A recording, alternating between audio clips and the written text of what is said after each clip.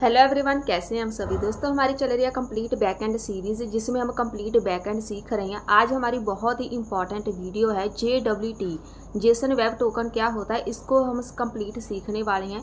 कोई भी आपने प्रोजेक्ट क्रिएट करना होता है, JWT मतलब टोकन हमेशा ही वहाँ पे यूज़ होता है। तो टोकन कैसे क्रिएट करते हैं, कैसे ये काम करता है, ये सब इस वीडियो में हम सीखने वाले हैं। बाद में इसको हम रियल टाइम प्रोजेक्ट के साथ सीखेंगे जब हम कोई प्रोजेक्ट क्रिएट करेंगे। चलिए स्टार्ट करते हैं हमारी इस कंप्लीट वीडियो को। तो चलिए स्टार्ट करते हैं हमारे इस टॉपिक को। JWT का मतलब होता है जेसन वेब टोकन। ये एक स्ट्रिंग की तरह होती है जो हम क्रिएट करेंगे, बाद में देखेंगे कैसे क्रिएट करना है। हमारे लिए एक स्ट्रिंग होती है जिसको सिक्योरली हमने कोई भी इंफॉर्मेशन ट्रांसमिट करनी है। ट्रांसमिट करने का मतलब है आपने कोई इंफॉर्मेशन पास करनी है या ट्रांसफर करनी है। वहां पे हमें सिक्योरिटी की जरूरत पड़ती है कि कोई भी यूजर ऑथराइज है या नहीं, उसी को हम चेक करते हैं। तो वहां पे हमें एक सिक्योरिटी के लिए हमें एक टोकन चाहिए होता है जो हम क्रिएट करते हैं JWT के साथ। तो JWT को कैसे यूज करते हैं ये सब इस वीडियो में सीखेंगे।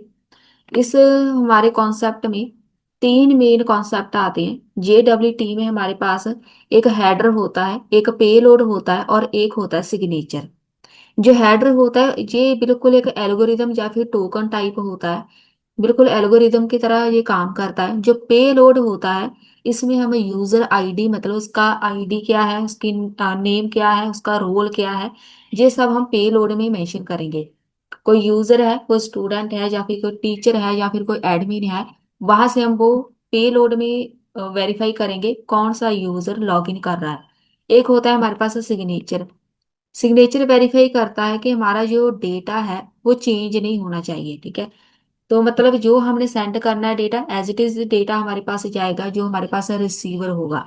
जो भी डेटा होगा हमारे पास वो चेंज नहीं होना चाहिए। जैसे डेटा सेंड करना है सेम वैसे ही डेटा हमारा सेंड होना चाहिए।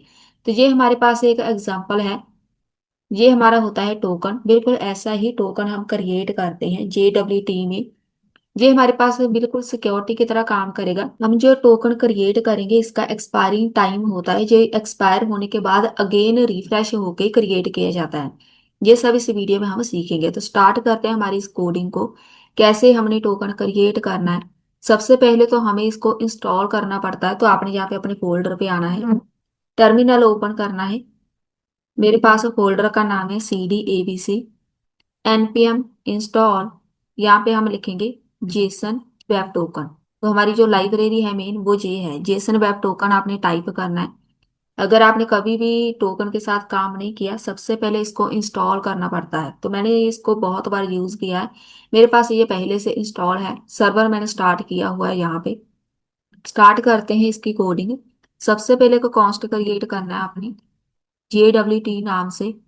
कोई भी नाम रखो यहाँ पे। रिक्वायर जो हमारी मेन लाइब्रेरी है इसको यहाँ पे ऐड कर दो, जेसन वेब टोकन। पहला स्टेप ये होता है। एक यहाँ पे कॉन्स्ट क्रिएट करो। एक इसमें पासवर्ड की तरह हमारे पास वर्क करता है जिसको हम सीक्रेट की बोलते हैं।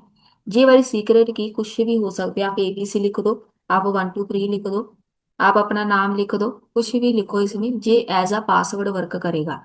ये सीक्रेट की वेरीफाई करेंगे हम बाद में। तो यहाँ पे सबसे इंपॉर्टेंट स्टेप होता है कि सीक्रेट की क्रिएट करना। तो मैंने ये एक सीक्रेट की क्रिएट कर दी। एक यहाँ पे कॉन्स्ट क्रिएट करते हैं।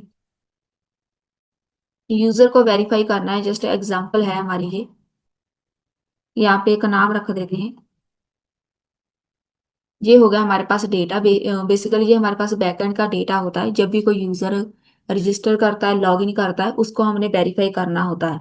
तो वो एक प्रोजेक्ट में हम सीखेंगे। फिलहाल इसको क्रिएट करना सीखेंगे। कॉन्स्ट यहाँ पे क्रिएट करो टोकन। ये हमारा मेन इसका कोड है। JWT हमारी main library. Dot sign, sign मतलब सिग्नेचर, मैंने बताया था वहां पे सिग्नेचर होता है एक। पहले सिग्नेचर आएगा। मेरे पास ये यूजर है, यूजर है, एडमिन है, कौन है। आपने यहाँ पे यूजर लिखना है क्योंकि मेरे पास यहाँ पे यही वाला यूजर है। तो इस यूजर को हम यहाँ पे मेंशन कर देंगे। यहाँ पे एक आपकी जो सीक्रेट की है उसको वेरीफाई किया जाएगा। ये हेडर में जाएगी। उसके बाद हमारे पास इसकी एक्सपायरी एक्सपायर टाइम होता है, एक्सपायर्स इन बोलते हैं इसको। कब ये एक्सपायर होना चाहिए, आप 1 घंटे का टाइम लगा दो, 1 दिन का टाइम लगा दो, 15 मिनट का टाइम लगा दो, ऐसे ही हमारे पास टाइम होता है। उसके बाद ये रिफ्रेश होता है। तो यहाँ पे आप 1 डे भी लिख सकते हैं, वो आपके ऊपर डिपेंड करता है। यहाँ पे कंसोल में इसको चेक कर लो क्या हमारे पास टोकन बना है या नहीं, तो यहाँ पे लिख देते हैं टोकन। अगर टोकन जनरेट हो जाए तो टोकन को प्रिंट करा दो। सेव किया, हमारे पास यहाँ पे एक टोकन बन के आना चाहिए, तो मेरे पास यहाँ पे ये टोकन बन गया। ये है हमारे पास टोकन जो हम यहाँ पे क्रिएट कर रहे हैं। तो ये हर बार हमारे पास चेंज होता रहता है, जो भी टोकन होगा आपके पास, जितनी बार आप क्रिएट करेंगे, जितने ही आप प्रोजेक्ट क्रिएट करेंगे, उसमें टोकन आपका एक डिफरेंट ही रहेगा। एक टोकन हमारे पास बन गया, आप ये वाली सीक्रेट की चेंज कर सकते हैं। कुछ भी नाम रखो, बस आपने एज अ पासवर्ड इसको रखना है, और यहाँ पे हमारे पास टोकन हो गया चेंज। यहाँ पे जितनी बार आप इसको चेंज करते रहेंगे, कोड को, पासवर्ड को चेंज करते रहेंगे, उतनी बार आपके पास टोकन चेंज होता जाएगा। टोकन जनरेट हो चुका है। पहले तो यही स्टेप होता है कि हमारे पास टोकन अगर जनरेट हो गया, अब इसको हमने वेरीफाई करना है। तो वेरीफाई करने के लिए हम यहाँ पे लगाते हैं ट्राई कैच। एक कॉन्स्ट क्रिएट करेंगे डिकोडर नाम से। इसको पहले डिकोड किया जाता है, JWT.वेरीफाई। किसको वेरीफाई करना है? हमने टोकन को। क्या हमारे पास टोकन सच में क्रिएट हुआ है या नहीं? अगर हुआ है, क्या जो टोकन क्रिएटेड है क्या वो सही है, ये सब हम चेक करेंगे। कंसोल.लॉग में जाके एक मैसेज लिख दो, वेरीफाई। यहाँ पे डिकोडर को हम शो कर देंगे, नहीं तो यहाँ पे कैच लगा दो, एक एरर प्रिंट करा दो कंसोल.लॉग में। Invalid token, invalid token. तो ये हमारे पास हो गया टोकन। यहाँ पे एक एरर मैसेज प्रिंट करा दो। अगर हमारे पास टोकन वेरीफाई नहीं हुआ, मतलब कोई भी यूजर आएगा, उसने रजिस्टर किया है, उसके बाद लॉगिन किया है, रजिस्टर करते टाइम उसने जो पासवर्ड फिल किया था वो मैच करना चाहिए लॉगिन करते टाइम। अगर पासवर्ड मैच नहीं कर रहा, तो वहां पे हम टोकन वेरीफाई कर सकते हैं कि उसने पासवर्ड भी गलत फिल किया, उसका टोकन क्रिएट नहीं हुआ। पर्सनल डैशबोर्ड हमने क्रिएट करना है, तब भी वहां पे टोकन वर्क करेगा। तो यहाँ पे अगर तो हमारे पास वेरीफाई हो गया, यहाँ पे देखो वेरीफाई, क्या टोकन था हमने जो क्रिएट किया था, यहाँ पे एक्सपायर होना है, एक्सपायरी डेट आ गई, यहाँ पे जो टाइम है वो आ जाएगा। किस नाम से हमने इसको बनाया था, वेरीफाई हो गया है। आईडी क्या थी, वो भी वेरीफाई हो चुका है। मतलब हमारे पास टोकन परफेक्ट चल रहा है, इसने वेरीफाई कर दिया है। कोई भी एरर होती है तो हमें यहाँ पे एरर शो होनी थी। इसका मतलब है ये वाला स्टेप हमारा कंप्लीट हो गया। अब हमारे पास बिना डिकोड किए भी वेरिफिकेशन मेथड आता है। वो क्या होता है, ये हमने डिकोड के साथ किया। पहले को टोकन को डिकोड किया जाता है। डिकोड करने का मतलब पहले इनकोडिंग होती है, फिर डिकोडिंग होती है। अगर आपने हेलो लिखा है, तो हेलो को इसने पहले इनकोड किया कुछ ऐसे स्ट्रिंग में, उसके बाद इसने डिकोड किया हेलो को, इस वाली स्ट्रिंग को इसने हेलो में कन्वर्ट किया। तो इसको हम इनकोडिंग डिकोडिंग बोलते हैं। तो बिना डिकोड किए आप वेरीफाई कर सकते हैं, वो ऐसे होगा। कोई भी नाम रखो यहाँ पे, JWT.डिकोडर। आप यहाँ पे डिकोड डायरेक्ट लगा दो। इसको डिकोड करना है टोकन को, तो ये डायरेक्ट डिकोड करेगा। उसके बाद कंसोल में जाके इसको प्रिंट कर दो। कंसोल.लॉग में जाके डिकोडर, यहाँ पे इसको प्रिंट कर दो ABC। ये होते हैं हमारे पास दो स्टेप। आप बेशक ये वाला यूज कर लो, बेशक आप ट्राई कैच वाला यूज कर लो।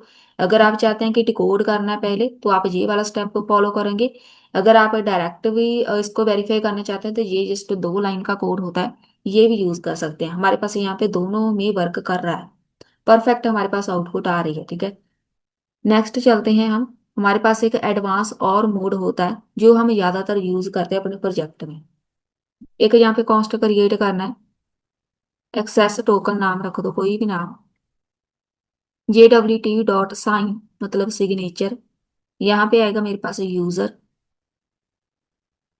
सीक्रेट की। यहाँ पे हम इसको बोल देंगे एक्सपायर इन, यहाँ पे 15 मिनट। एक ये हो गया। यहाँ पे इसको हम रिफ्रेश करना बोलते हैं, यहाँ पे 15 मिनट मैंने लिख दिया। एक यहाँ पे हम लिख देते हैं 7 डे। और ये वाला जो एक्सेस टोकन है इसको चेंज कर दो, रिफ्रेश टोकन।